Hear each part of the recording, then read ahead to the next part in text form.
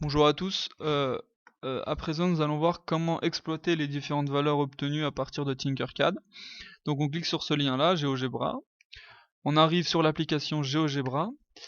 Là, on appuie sur GeoGebra classique. On a une seconde page qui s'ouvre. Ensuite, on attend un peu, ça charge. Là, on appuie sur tableur. Et là, au niveau de ce tableau, on va mettre nos valeurs. Donc on commence. On règle le bloc d'alimentation pour une tension de 1 volt, d'accord? Donc on obtient 453 millivolts, donc on note ici 453, et à côté, on met la valeur de l'intensité électrique, c'est 547 microampères. Là, faut faire attention, faut pas seulement mettre 547 parce que c'est en microampères, donc il faut le mettre en milliampères. Et pour le mettre en milliampères, on déplace la virgule de 3. Donc ça fait 0,547. 0,547. Et cette fois, c'est des milliampères. Ensuite, on continue. Cette fois, on prend une tension de 2 volts. On a 906 millivolts. Donc là, on remet, hop, 906 millivolts. Et là, on obtient 1,09 milliampères. Là, il n'y a pas besoin de faire de conversion. C'est donné directement. Donc 1,09 milliampères. Et rebelote. Là, cette fois, on prend une tension de 3. Cette fois, attention, c'est 1,36 volts et non millivolts. Donc là, il faut le remettre en millivolts pour pas se perdre. Donc ça fait 1360. Là, on déplace la virgule de 3, mais dans l'autre sens. Au niveau de l'intensité, on réécrit 1,64. 1,64. Il n'y a pas de conversion à faire. Ensuite, on prend une tension de 4. On a 1,81, donc comme je l'ai dit précédemment, 1,81, on va le mettre en millivolts, donc on déplace la virgule de 3. Et pour l'intensité, on a 2,19. 2,19. Allez, on finit par une dernière valeur. On va prendre une tension de 5. Tension de 5, on obtient 2,27. Hop, donc 2,27. Hop, on déplace de 3 la virgule, donc ça nous fait du 2270. Et pour l'intensité électrique, on a 2,73 milliampères. 2,73. D'accord.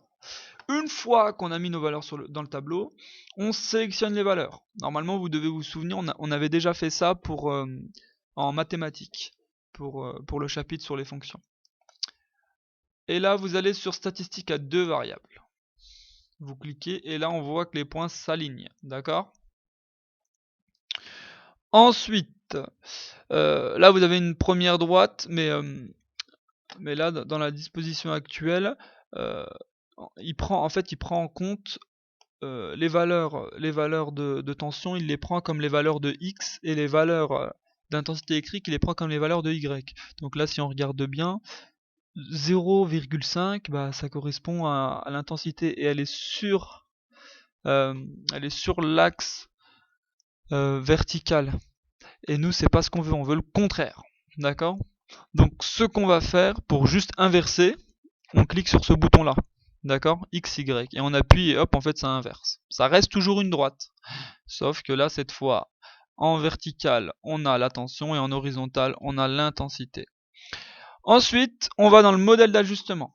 Là, on est dans un modèle qu'on appellerait linéaire. Bon, oui, c'est linéaire en plus parce que ça passe bien par l'origine. Donc là, on a une droite d'ajustement qui se crée et ici, on nous donne l'équation de cette droite. En fait, il faut pas prendre en compte le moins 1,24. En fait, c'est des petites erreurs expérimentales. Donc en réalité, c'est 0 ici. On n'a rien du tout. Donc nous, ce qui nous intéresse, c'est le 830,2. D'accord? Devant le X. C'est ça qui nous intéresse. Et donc ce 830,2, on le garde en tête. Et là, on peut retourner sur Tinkercad. On retourne sur Tinkercad. Là, notre photorésistance, on la touche pas. On la laisse comme elle est. Sauf que là, cette fois, on va éteindre le bloc d'alimentation.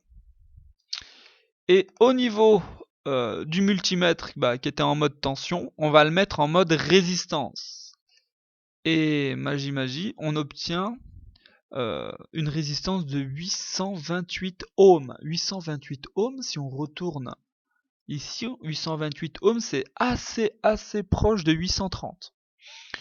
D'accord? Donc on remarque une chose, c'est qu'il y a un lien en fait entre l'intensité électrique, entre la tension électrique et entre la résistance électrique.